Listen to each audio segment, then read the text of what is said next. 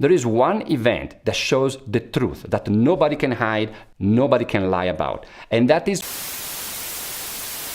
both the containment of the coronavirus and then the management from a health perspective after the infection spread is more difficult in countries like South Africa. Now, in developing countries, the ability to do lots of testing, to have the patients who have severe respiratory distress get treatment, and do this social isolation, for developing countries, it's far harder. Why is Bill Gates' voice important? Well, because he predicted this pandemic back in 2015. If you want more information, just write in the description below. And President Ramaphosa from South Africa knows this because he's talking to a number of world leaders, of other world leaders, including Bill Gates. How do I know this? You know, I was talking to President Ramaphosa today, who's not only President of South Africa, he's the head of the African Union. And he's a very strong voice encouraging the countries there to act quickly when the number of cases is still fairly low. I think it's time to talk about the South African numbers. The 9th of April 2020, President Ramaphosa of South Africa announced an extension of 2 weeks of the lockdown, of the national lockdown. I don't have a problem with that. It is a wise move if it's combined together with packages to help businesses and individuals, and it seems that South Africa is implementing this. But there is one sentence from President Ramaphosa's speech that it felt to me like a punch in the stomach of my mathematical mind. In the 2 weeks before the lockdown, the average daily increase in new cases was around 42%. Since the start of the lockdown, the average daily increase has been around 4%. Really?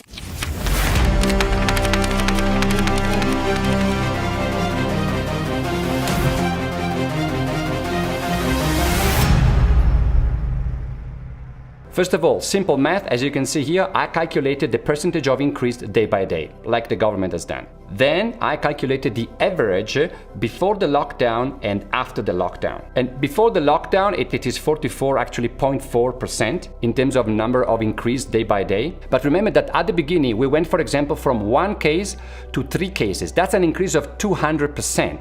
But it's only 2 more people infected. So, you know, it's very important how you communicate the data. Check this out. So we have in right the time before the lockdown. So for example, the 8th of March, we went from 1 confirmed case to 3 confirmed cases. That is a +2. 2 new infected. That is a 200% increase, which sounds like a lot, but it's only 2 people. Now, let's do a simulation during the lockdown. So, of course, there will be many more people here. I just couldn't fit them on screen. But the 1st of April 2020, South Africa went from 1,353 to 1,380 confirmed cases. That's a +27, but it shows like only 2% increase. So you see, a small percentage after the lockdown, it's much more in terms of absolute numbers. 27 against 2, 2% against 200%. So again, it depends on how you say the data, how you tell the story. But what stood out for me really is not the number,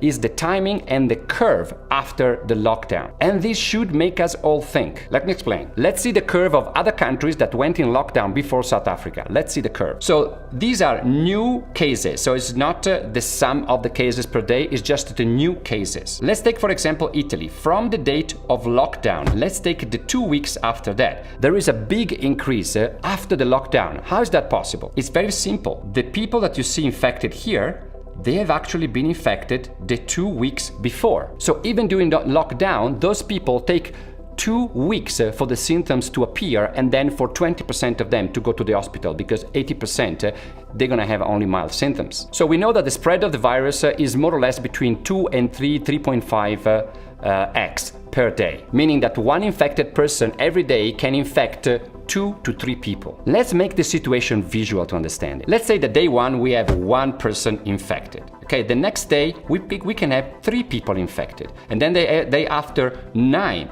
and then the day after 27, and then it's going to increase 3 folds again, and then 3 folds again, and then 3 folds again. So you can see in less than a week how much this can increase. Then of course you need to take only 20% of this number, and those are the ones that will have severe symptoms, and they might land up in hospital or doing tests, and so they're going to be part of the statistic. But it's not said that the other 80% they cannot infect other people, and that's why you never know the real numbers. Worldwide, we don't know the real number. And so you understand now why the curve grows like that exponentially. Because we see here going up whatever has happened here, because it takes 2 weeks of incubation to then go up. But in these 2 weeks, you have seen how the curves go up. Let's see Spain. Similar as well. From the day of lockdown, 2 weeks, it went up because the previous 2 weeks, the infection spread and then has been showing up only the 2 weeks after, during lockdown. Same thing for the UK. 2 weeks after the lockdown, similar curve. And all of this, you can see that after the 2 weeks, then it starts going down. Because the effect of the lockdown, you see it only after 2 weeks. So in South Africa now, which is 2 weeks after the lockdown, we have seen nothing. You cannot see the benefit of the lockdown within 2 weeks from the lockdown itself. You cannot see it, mathematically speaking. And now it comes to South Africa. Now that we understand mathematically how the virus works, you tell me, how is it possible that South Africa has a decrease in cases from the moment of lockdown? You tell me. As if the virus said, okay, it's locked down now, I'm gonna go on holiday, sit back, relax, I don't have to do anything. From the day I stop infecting people, I just stop operating. That's not how it works. So why has South Africa a different pattern with a decrease of the cases right from the day of lockdown?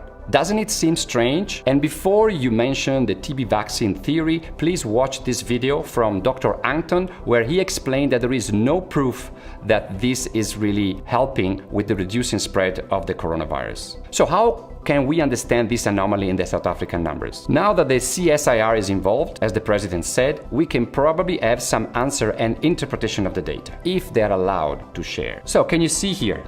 You see the curves? You see the curves 1, 2, 3, and this one from South Africa going down. It does not make sense. If you have an answer for this, please comment below. I'd really like to know. Maybe one of the variables that we can consider is the number of tests that are performed. In this chart, you see the number of tests performed per 1,000 people. So it doesn't mean that a country with a bigger population has got more tests, etc. This chart represents the number of tests performed per 1,000 people. And you can see where South Africa sits. So, of course, this can be a big reason why the numbers are different in terms of quantity, but not in terms of the curve. That curve is still an anomaly. And consider that these 3 countries, they have very similar populations. Let me represent it graphically. This is another chart where the turquoise bar represented the population in millions, and then the orange bar represented the number of tests performed per 1,000 people.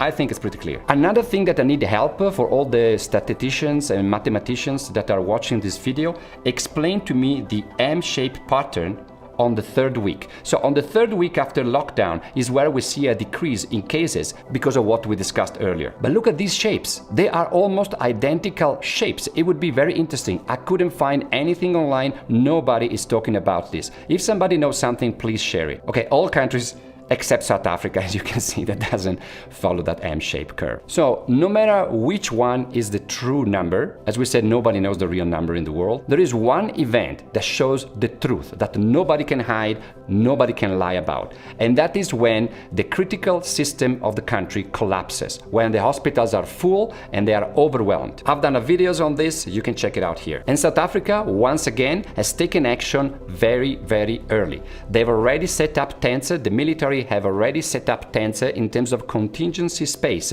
for hospital beds in case of an overwhelm of the health system, which we hope will never happen. So the South African government, I think, is taking good steps. They just need to balance the lockdown because it's going to put stress on the economy and the life of people, and on the other side, keeping the numbers down in order to not collapse the health system. On this subject, I released one of a 3-part series of videos that is called When Your Country Will Collapse, and we hope it will never collapse. Subscribe to the channel to see when I release episode 2 and 3. If they are released, they're gonna be in the link below. Thank you for watching.